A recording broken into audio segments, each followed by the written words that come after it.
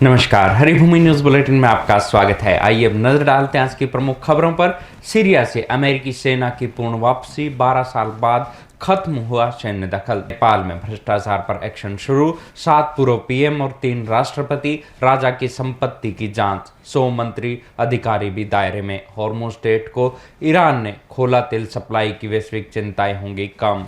राहुल गांधी की मुश्किलें बढ़ी, दोहरी नागरिकता मामले में इलाहाबाद हाई कोर्ट ने दिया एफआईआर दर्ज करने का आदेश।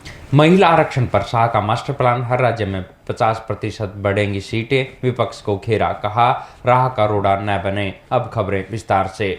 12 साल बाद अमेरिका ने सीरिया से अपने सभी सैनिकों को पूरी तरह से वापस बुला लिया है। अप्रैल 2026 में हसाका के कसराक एयरबेस से आखिरी अमेरिकी काफिले के निकलने के साथ ही वहां लगे सैन्य ठिकाने अब सीरियाई सरकार के कब्जे में आ गए हैं। अमेरिकी सेंट्रल कमांड ने पुष्टि की है कि करीब 2000 सैनिकों की ये टुकड़ी अब जॉर्डन लौट रही है। इस वापसी ने सीरियाई डेमोक्रेटिक फोर्सेस और दमिश्क के बीच रिश्तों की नई इबारत लिख दी है। अमेरिकी सुरक्षा कवच हटने के बाद कुर्द नेतृत्व वाले एसडीएफ ने सरकार के साथ समझौता कर लिया है, जिसके तहत तेल क्षेत्रों का नियंत्रण और सुरक्षा की जिम्मेदारी अब राष्ट्रीय सेना को सौंपी जा रही है। राष्ट्रपति अहमद अल शारा के नेतृत्व में सीरिया पे एकजुट प्रशासन की ओर बढ़ रहा है। अमेरिका और सीरिया के बीच दशकों पुराने तनाव के बाद 2025 में ट्रंप और शारा की मुलाकात और प्रतिबंधों में ढील ने इस शांतिपूर्ण वापसी का मार्ग प्रशस्त किया है। ये घटनाक्रम मध्य पूर्व में सत्ता के संतुलन को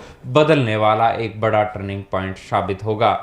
नेपाल की राजनीति में एक ऐसा भूचाल आया है जिसने सत्ता के गलियारों से लेकर राजमहल तक को सबको हिलाकर रख दिया है। प्रधानमंत्री बालेन शाह की सरकार ने भ्रष्टाचार के खिलाफ देश के इतिहास की सबसे बड़ी जांच शुरू की है। इसके लिए 5 सदस्यीय न्यायिक पैनल का गठन किया गया है, जिसकी अध्यक्षता रिटायर्ड सुप्रीम कोर्ट जज राजेंद्र कुमार भंडारी कर रहे हैं। साल 2006 से 2026 तक सार्वजनिक पदों पर रहे दिग्गजों को इसमें शामिल किया गया है। जांच की आंच 7 पूर्व प्रधानमंत्रियों केपी शर्मा ओली, शेर बहादुर देवबा, प्रचंड आदि समेत 3 राष्ट्रपतियों और यहां तक कि पूर्व राजा ज्ञानेंद्र शाह तक पहुंच गई है। ये आयोग न केवल जीवित बल्कि मृत नेताओं और उनके परिवारों की संपत्तियों को भी पड़ताल करेगा। बालेन शाह ने अपने चुनावी वादे को निभाते हुए इस कार्रवाई को अंजाम दिया है, जिसमें नेपाल के राजनीतिक भविष्य में बड़े खुलासे होने की संभावना है। ये कदम नेपाल में दशकों से जड़ जमाए भ्रष्टाचार को उखाड़ने की दिशा में एक क्रांतिकारी मोड़ माना जा रहा है। इजराइल और लेबनान के बीच हुए सीज फायर के बाद ईरान ने भी अपने कड़े रुख में नरमी दिखाई है। तेहरान ने रणनीतिक रूप से महत्वपूर्ण हॉर्मुज़ स्ट्रेट को व्यापारिक जहाजों की आवाजाही के लिए फिर से खोलने का आधिकारिक ऐलान कर दिया है। ईरान के विदेश मंत्री सैयद अब्बास अरागची ने पुष्टि की है कि सीज फायर की अवधि के दौरान सभी कमर्शियल जहाजों को इस मार्ग से सुरक्षित निकालने की अनुमति होगी। दुनिया की कुल तेल आपूर्ति का लगभग 5वां हिस्सा इसी रास्ते से गुजरता है, इसलिए ईरान की नाकेबंदी ने वैश्विक बाजार में हड़कंप मचा दिया था। हालांकि अब ईरान ने अमेरिका के सामने ओमान वाले हिस्से से सुरक्षित मार्ग देने का प्रस्ताव भी रखा है। जानकारों का मानना है कि अमेरिका और ईरान के बीच दूसरे दौर की बातचीत के बाद ईंधन संकट और क्षेत्रीय अस्थिरता में कमी आएगी।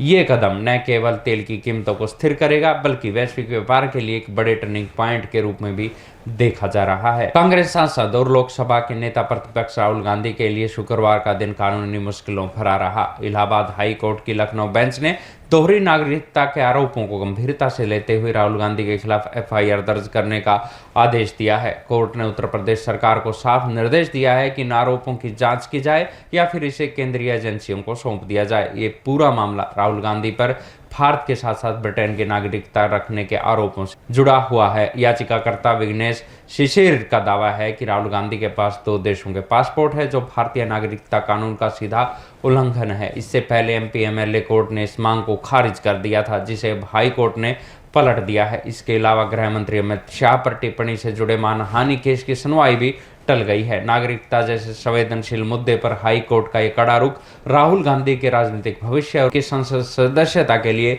एक बड़ी चुनौती खड़ी कर सकता है। लोकसभा में महिला आरक्षण और परिसीमन संशोधन विधेयकों पर चर्चा के दौरान गृह मंत्री अमित शाह ने विपक्ष पर तीखा हमला किया है। शाह ने कहा कि जो दल तकनीकी बहाने बनाकर इस बिल का विरोध कर रहे हैं वे असल में महिला सशक्तिकरण के विरोधी है। उन्होंने चेतावनी दी कि यदि विपक्ष के हंगामे के कारण ये बिल गिरता है तो देश की महिलाएं उन्हें कभी माफ नहीं करेगी और आने वाले चुनावों में इसका हिसाब मांगेंगी। शाह ने सदन को आश्वस्त किया कि सरकार 2011 की जनगणना को आधार मानकर परिसीमन करने को तैयार है ताकि 2029 के चुनावों में ही महिलाओं को 33% आरक्षण मिल सके। उन्होंने दक्षिणी भारतीय राज्यों की आशंकाओं को दूर करते हुए कहा कि सीटों के पुनर्गठन से किसी भी राज्य की सीटें कम नहीं होगी बल्कि हर राज्य में सीटों की संख्या 50% तक बढ़ाई जाएगी। इस दौरान उन्होंने जातीय जनगणना पर भी स्थिति साफ की और बताया कि इसका पहला चरण शुरू हो चुका है। ऐसी ही खबरों से जुड़े रहने के लिए देखते रहिए हरिभूमि टीवी। और अधिक खबरों को विस्तार से जानना है तो हरिभूमि अखबार पढ़ें